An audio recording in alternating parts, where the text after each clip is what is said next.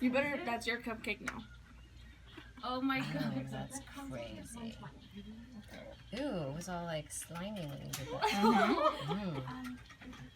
Yummy. Okay. We're in this together, which is really nice. So, just to let you guys know, what's so wonderful about these cupcakes is that they're interactive. You can they're actually meant for you to squeeze. I personally, the first time I had them, even now, I can't open my eyes when I eat them. I have to close them because I can't look at it, because for me, that would be the worst thing in the world for me to eat something that I was doing at work. So they're so realistic.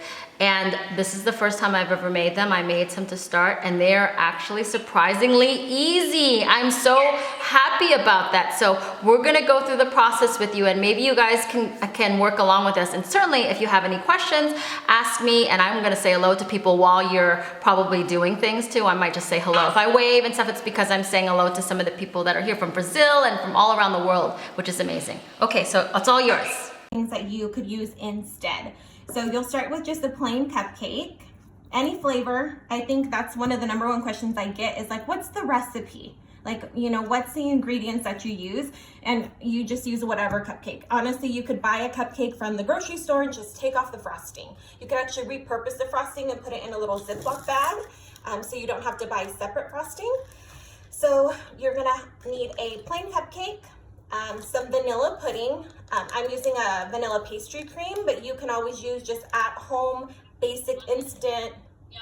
Mine is Jello pudding. I'm like the ugly stepchild version of this. I don't cook, so I don't do things from scratch. Mine's vanilla pudding. Funner because it comes out when you push it almost like a little chunkier, like a real cyst would be. So that works out great. So vanilla pudding, and then some basic frosting. This is a homemade American buttercream, but you can use just what's in the can.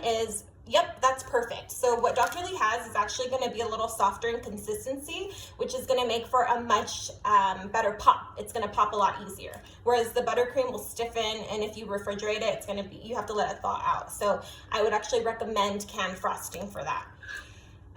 Some fondant. I know that that's maybe not a common thing to have, but you can pick it up at any craft store. Michael's, Hobby Lobby, Joann's even has it. You can pick it up online or at your local cake supply store. Amazon, they have everything. Yes, so you can pick it up almost anywhere really. And then some food coloring. So I just have like a brown. This way you can kind of create whatever skin tone that you prefer to have your pimple cupcakes, as we all know and Dr. Lee has educated us in. Yes, perfect, because every skin type is affected by acne. So not everyone gets pimples, but every skin type can get acne. So that's really fun to make them different shades. And then to make the red irritation around the pore or the cyst opening, I use a edible luster dust. Yes, and it's really, this one, I would say, I know that Michael's has it. A lot of cake supply places have it. You can get it online. But if you don't have this and it's not common in your area to just pick up or to have sent to you, you can also just use some red food coloring, and you're going to use a lot less of it, and it may not look exactly the same, but you're going to get the same effect. And then a little makeup brush or paintbrush. This is like a painter's brush that I use for my baking decorating, but you can use even a makeup brush. Just clean it before you use it if you're planning on eating it.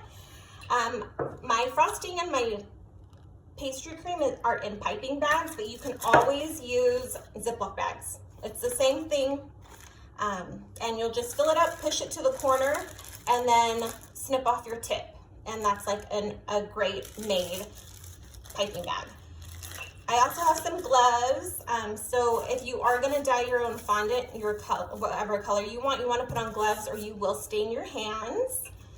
And when we roll out the fondant, I'm going to use a cookie cutter, but you can also use the lid to a mason jar. Yes, perfect. And then I'm going to use a piping tip for the center. But you can also use like a boba straw. This is like a reusable straw that we have at home. Yeah, or I use like just the straws you get from your, your drink. Yeah, that's perfect. Okay, so let's get started. I already colored my fondant.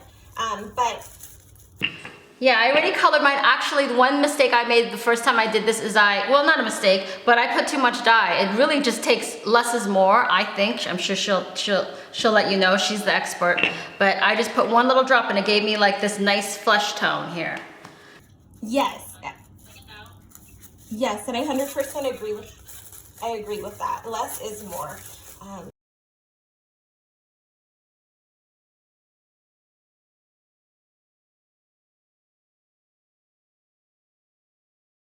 When you're coloring your fondant, you just kind of want to pull and twist, and then you'll start to see that your color is just blending in. Once,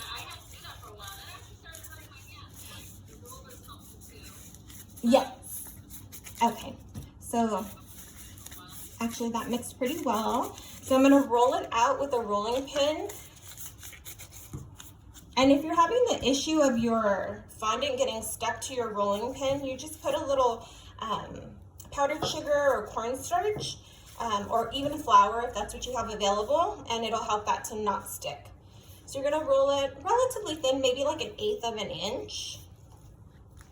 And then you're gonna take your mason jar, or even the rim of a glass, or your cookie cutter. You're gonna cut out your circle. And then right in the center, you're gonna cut out using your boba straw or reusable straw, or in this case, this is a piping tip. I'm gonna use, I should have had a punch. I really would have loved to use one of my actual tools, but I didn't go to the office. Oh, my husband was in the office. I should have told him to bring one back. But there you go. Okay, so now we have your skin, your flesh, and your open pore. And then you're gonna take your food coloring or your luster dust, your red dust. I mixed it with a little water, but I don't know if that's necessary because it was so dusty. Yeah, you're gonna get more of like a, I don't know, like a subtle sheen to it if you don't use water. I think when we add the water, it's more like food coloring, but it all works. It's like blood at the opening, blood. Yes, yeah, exactly.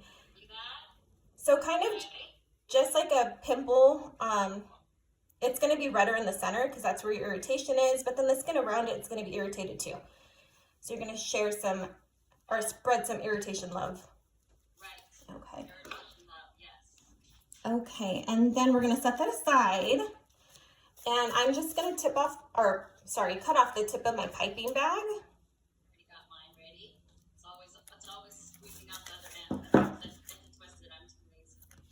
Or you can use like a little rubber band, or I know for Delilah, she has those tiny little hair rubber bands. So you're just gonna create a circle, kind of like a well. So the center of the cupcake is not gonna have frosting on it. So you'll see how you can still see the cake. And then you're gonna kind of like build that well of frosting around it. And in the center, that's where we're gonna put our pus or our vanilla pudding. And you fill that well all the way up with some vanilla pudding or custard or whatever you have. And then, perfect.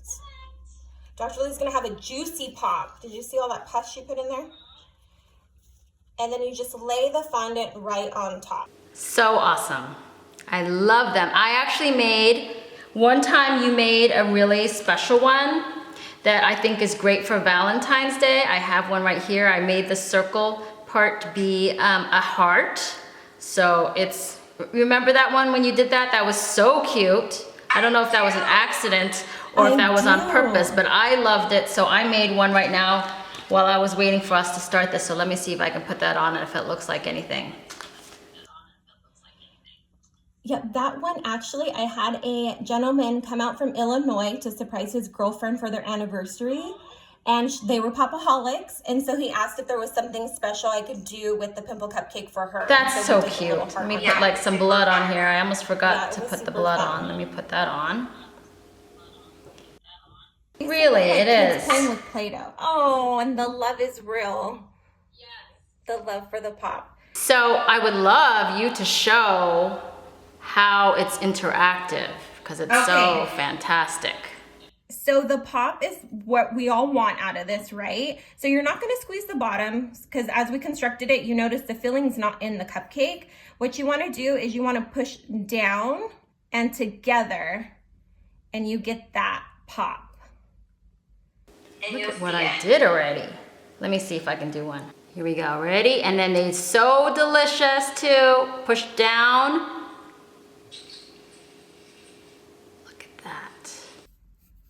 Perfect. That was so good. I've done it a couple times. Oh, I wish I would have got closer for my Yeah. Well, if you guys can still hear me, I'm sorry she's breaking up, but I want to say I am so happy that we have these cupcakes because they really, they're nice to do when we're here socially distancing, when we're at home, and they're a fun little project to do with kids and family members, and they're fun to eat. They taste really good. I don't know how good mine are going to be compared to hers, but they are really good.